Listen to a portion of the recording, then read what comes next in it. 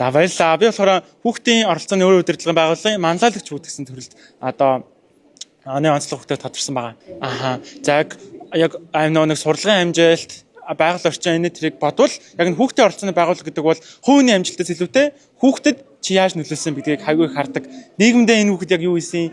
Тэгээ хажуудах одоо хүүхдэд манлайлал үзүүлж чадж байгаа мó, эргээр нөлөөлж байгаа мó гэдгийг айгүй хардаг. Тэгээ би энэ жилийн хувьд гэх юм бол энэ яг 7 сард Монгол хүүхдийн зөвлөлийн тэргүүнээр сонгогдсон. Тэгээд яг энийхээ хүрээнд яг Монгол улсын 1,300,000 хүүхдүүдийн төлөөлөөд одоо үндэсний хэмжээний 3 чуулганыг зохион байгуулсан. Тэгээ эндээс гарсан санаа санаачлагыг ерөнхийдөө зандан ширт өгцөн.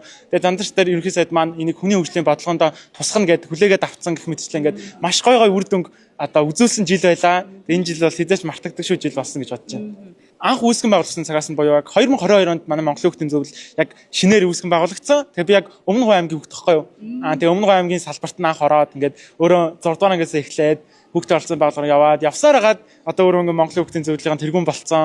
Яг хүүхдийн оролцсон ямар гоё, хүүхдэд нөлөөлөх ямар гоё, ингээд хүүхд энергийг харахаар амар гоё энерги авдаг гэх мэтчлэн ингээд тэрэндээ аль хэдийн өөрөө ороод дурлцсан.